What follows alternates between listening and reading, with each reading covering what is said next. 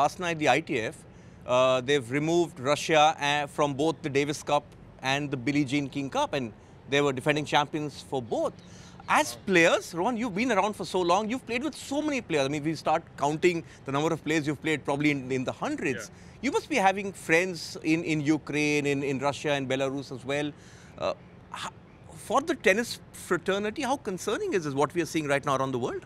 I think it's very difficult for each and every athlete or person out there. I mean, anytime there's countries have these war situations, it is difficult. I mean, there is players can't do much, unfortunately. I mean, they're also traveling the world, trying to do the same thing what I'm doing, especially in the tennis format. I mean, I just played with a Russian tennis player, Aslan Karatsev, last week in Dubai. So it's not easy on them also.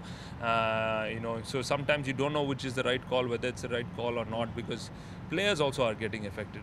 Part of this, which is a very catch-22 situation, but I think it's the right thing to do in terms of what is going on and everything, but never easy on any athlete or anybody as such. But don't you also think, Rohan, that it's very easy to blame the players or to sort of sideline the players? I mean, the tennis players, you guys go and fight your battles with rackets, not with guns.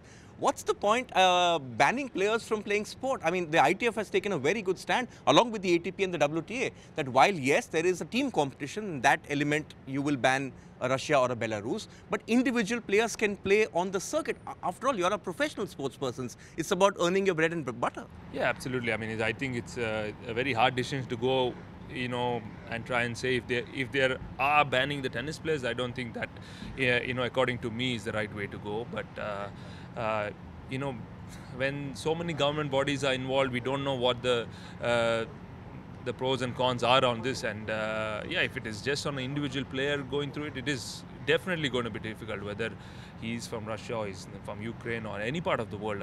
Somewhere something like this happens, it's very, very difficult. And let's look at the players we're talking about. Currently, if you look at the ATP rankings, there's Karatsev you mentioned, there's Rublev, there's Daniil Medvedev, world #1, Arina Sabalenka's from Belarus, Victoria Azarenka's from Belarus, and most of these players aren't even based in those countries. It's just that they were born there and they have that passport. It's unfair to sort of single them out.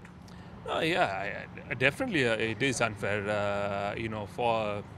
for all these players. I mean, they're also traveling 25-30 weeks a year, playing week in, week out. So I don't know exactly what the details on this is, whether the players are not allowed to play or whether they've just banned Davis Cup. They've banned Davis Cup and Billie Jean, and the players can play, thankfully. Okay, so that's at least, I'm glad that, players are not really getting affected, at this juncture.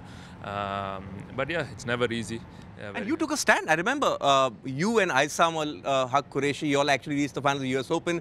You all sent an anti-war message. And isn't that what sport is about, Rohan? Sport is about you, an Indian, going to Australia, being an ambassador for India, going to the US where you're off next for Indian Wales, being an ambassador for India, for embracing cultures. Sport can heal. And I think currently with the kind of strife we're seeing around the world, and probably, social media sort of makes it explode even more, we forget how sport can heal. Absolutely. I mean, sport brings in great culture, great friendship, and it brings in peace. And I think, that's what we need today in the world. We need that peace.